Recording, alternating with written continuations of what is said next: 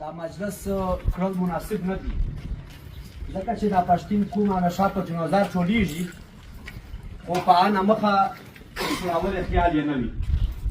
تاسو پته لګي په دا وطن باندې دا وتکل امیر مسلسل دا ویلی وی او ویلنو چې دا خورا په وطن دلته یو د لري جنگ د ریاست مسرت کوي په 2 منټه کې خبره نه راو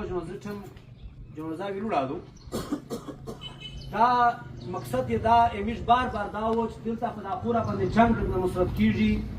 د کاشکول وغسه د ډالر دی پورا همیشه هر طاقت ټاټار وایي چې زه د زماور یم خو دا امیش په خورا باندې وار زون جوړ کړی دی د جنگ مرکز یې ګرځولی دی دا شاید بیا روړ مختلف ځایونو ته دلته دغه ادارې دا کوشش و دا یې دعوا وه چې موږ د امن د پوره درېمي د امن په نامه باندې د سکیورټي په نامه باندې د کورونه ونیول دا دلته مسلسل نږدې کورونه نیولي دي د کیمرا 8 کیلومتره لرې چار کو په هغه باوجود دا یو درېمي یوه علاقه یو کوم مخاصره کوي پیرا کورونه ته ورنوځي د هغه زنانه عزت هغه د تقدس هغه په عمل کوي موږ دلته په وزیرستان کې په ډېر شیانو باندې کمپرومایز کړی دی موږ همیشه کله کله په ځینو ځایونو کې ګزاره کړې دو خو چې کله د موږ د عزت سول راغلی دی د زنانه تکسا رسېدلې دو په باندې بیا چا کمپرومایز او ګزاره نه دو کړې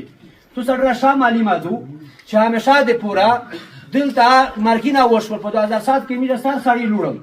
خو بیا هم دا کوم ګزاره وکړه نن مو ته خبره درېمي چې د نن د مو عزت په کامر کې زنانه دی پوسه دی د ورده سره د بوټ سره په مشنو لوټوالی ویلوړ دی د جنگ نویت ته معلوم دی پالیسیر ته معلومه دو دا پتر ته لګي ساړي ته سوتلی دي اعظم ورسه کې په وشي کوو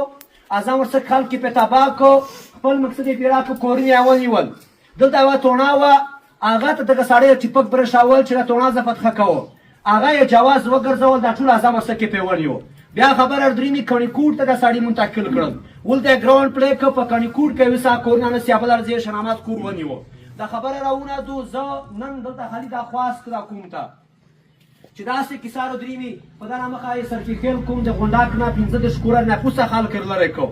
کډواله باندې مجبور کو ایو د غوړه په جماعت کې تر وته خو چې ته کوم وې صحیح په سر وته ورا ورغله د ترمي مخ اکشن وستلې ټیک ټاک کې ته مطالبه او منله ته په خپل ذمه د بهار شو نن وته وختري کې نن خبره دا ته راغلې دو چې ته په کور کې زنانو محفوظه په مختلف شکل کې ته سفر کېږي په پالیسي سره خبري دغه جنري جنگ خلاف دغه ریاستي جبر خلاف او مزید خاموش نه پته کیږي دا ټول کوم ته زخواست چې په دغه بعد همیشه د پوره چې کیما کیسارو درېمي پټه ما سوته